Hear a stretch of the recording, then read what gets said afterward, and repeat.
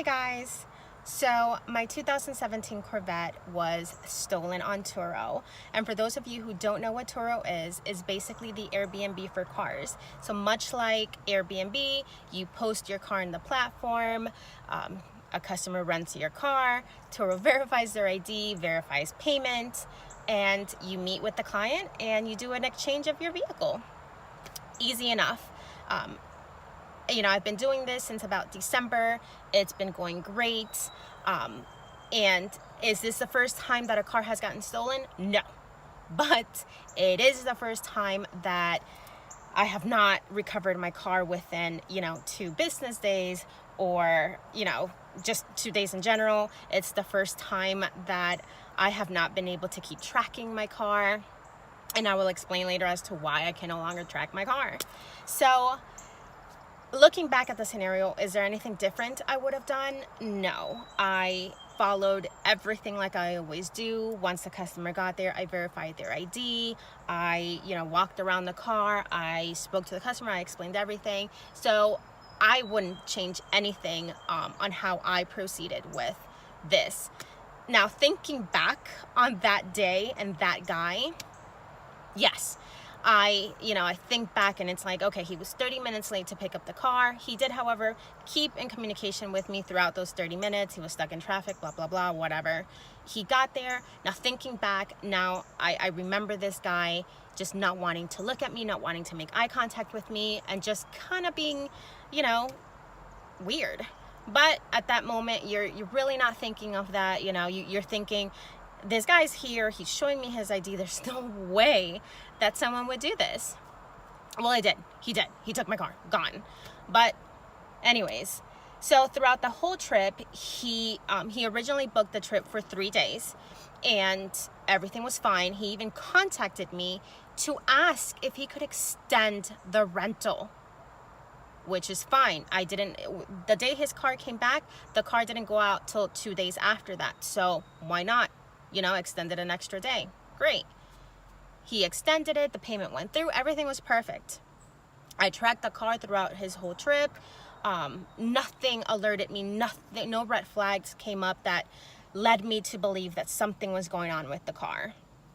5 o'clock that morning that he was due to return with the car goes, it shows where he veered off the side of the road and gone. Like, there was no more tracking of the car. So of course I woke up the next morning, tracked the car like I always do, messaged the guy like, hey, we're still on for today's return. Nothing. I started getting, called the customer. The customer's phone number is now disconnected. I can no longer get a hold of him through his phone. He's not answering messages, and can get a hold of him through Turo messaging. So I go on to repo mode. I jump in the car. I track the car down to its last location. It's literally in the middle of the highway. Checked up and down, no car. So, of course, called the company, tracked the car. They confirmed that the GPS system that is within the car had been ripped out, and, it stopped tracking about a couple hours later because, of course, it's got no battery. Sucks, right? Well, I left there, went back to my pickup location, praying to God that this customer's phone simply disappeared or got lost, whatever, but he was there to return my car. Waited there, 15 minutes go by, 20, 25, 30. Finally, I called Turo, hey, my car's not here yet. This customer's phone is disconnected, blah, blah, blah. So, of course, Turo tries to get a hold of him. But now the policy with Turo is you have to give them 24 hours, or you have to allow the customer 24 hours. So, of course, Turo tells me, let us know, notify us if the customer does not return the car in 24 hours. Sucks, right? But that's what I had to do. So 24 hours later, to the T, I'm contacting Turo. Hey, my car is still not returned. I even tried reporting the car stolen, went to my local police department, but since it was done through Turo, and Turo is considered a car rental service, they told me that I had to wait. I had to give the customer about 7 days and had to send a certified letter to the customer demanding for my vehicle to be returned, which Turo does provide that letter for you. So the police couldn't help me at that moment. Turo, you know, tries to do their thing. Within 2 hours of this, you know, me calling Turo and saying, hey, my car, you know, blah, blah, blah. Turo calls me, Turo investigation department calls me and tells me, go to the police ASAP and report your car stolen. I'm like, what the heck? I was like, you guys just told me, and the police, and they're like, no, this guy faked his ID and used a stolen credit card. How? Okay, so go to the police department. I will say this, however, Turo did provide me with an awesome package that they put together to provide the police, and it just had everything, every piece of detail to this guy, had my pictures of my car, had pictures of the guy, had information that I didn't even know. Handed it to the police. They did the report. They reported my card stolen, the tag, you know. Now, do I have hopes of recovering my car? No, I don't. At this point, it's kind of those hoping for the best and just gearing up for the worst, you know? It is what it is.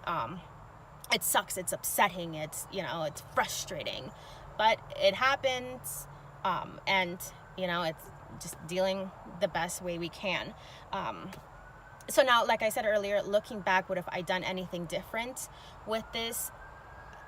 No, to be honest, I wouldn't have. I did everything like I always do, and thinking back, there was nothing on how I went about the reservation that I would have done differently. You know, it happened, and it sucks, you know, because it happened right underneath your nose. I mean, this guy, you know, I gave away my car, basically. I trusted that it was done correctly on Turo's side, but you know, somehow he got through their system and was able to use the fake ID and fake credit card, and you know, my car's gone. So that's what it is. So I will make another video on the resolution of this, whether my car was found or if it wasn't. I will make a video as to how Turo went about this and how, you know, Turo resolved this for me and what's going to be the outcome and the process and all that. Or my next video will also be on what car I will add to my fleet now that my 2017 Corvette is gone. I'm not going to let that stop me. I will keep on going, and I'll continue growing my fleet. So stay tuned for the next video. If you like it, give it thumbs up. Please subscribe and share, and I will see you guys next time.